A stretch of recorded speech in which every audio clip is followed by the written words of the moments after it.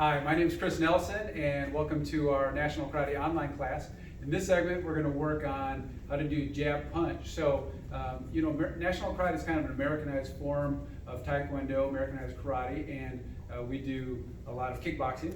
And the jab punch is really one of the most effective self-defense tools. So you can just think about someone's attacking you, to be able to throw effective boxing punches is really important. So we're going to do that, and we're going to have kind of a 4 to 7-year-old version, and then we're going to have a solid belt version, which would be our 8 and up. So for our 4 to 7-year-olds, rather than having them get into like a sideways fighting stance, show us what that's going to look like.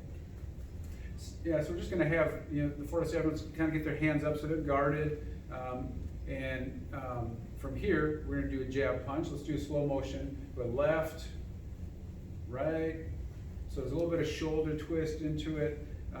If you watch how Miss Langley's doing, if you notice, she's hitting with the first 2 knuckles. That's really important. So when someone punches, I remember when I was a student, they were like, well, punch with the middle, and I thought the middle was the first 2 middle knuckles.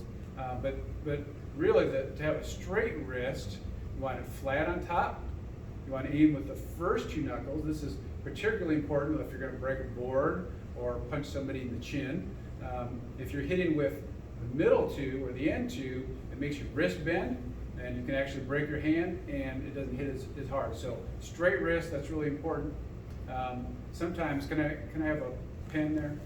Sometimes we'll practice to make sure that the wrist is straight. This is a drill that you can do at home. Go ahead and do the punch. Because I will take this and put it right in between those 2 knuckles and say, okay, I want this to be straight up that arm.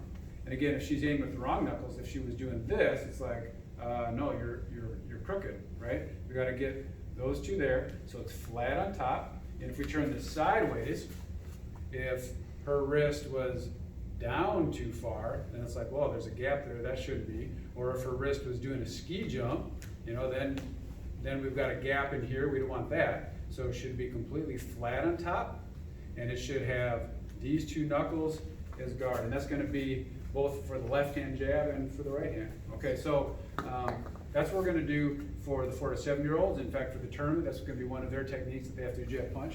And we're going to use a pad. You may not have a pad at home, but at home you could use a couch cushion. You could use a big pillow. I think you could even call your instructor to see if we have any used pads that you could buy. This pad has been highly sanitized, so you can eat off of this thing. Good. You want a snack? I'm a little peckish. Yeah. Okay, all right. So hands up, and it's going to be jab, punch, left, right. We won't have to do real hard, just pop, pop. Ready, go. Hey, 1, 2. hey. Good. Ready, go. 1, 2. Hey, hey, That's it. One more. 1, 2. hey, hey. All right, good. Again, so fighting stance, just straight on like that.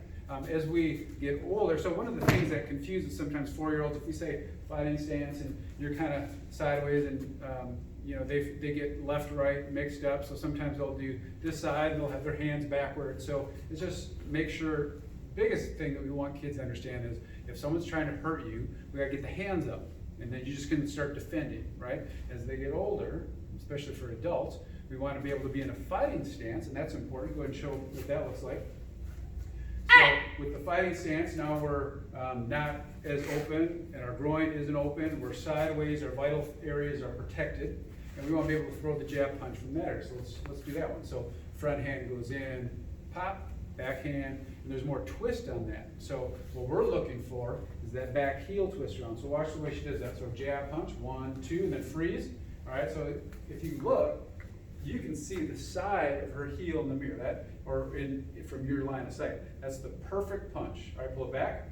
And if you end up punching and your foot stays on the floor, what happens is you're not using your hips, you're not using your shoulders, you're just not getting the power. It might still hit decently hard, but you just get way more power if you can get that twist. And we think about self-defense, and self-defense is usually against someone who's attacking you, who's bigger than you, who's stronger than you. So we want to maximize all of our power by getting our hip into it. So let's do that one more time. You don't get the reach either. That's right.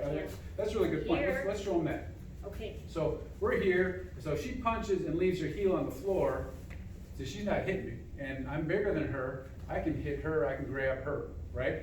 But if she twists, bam.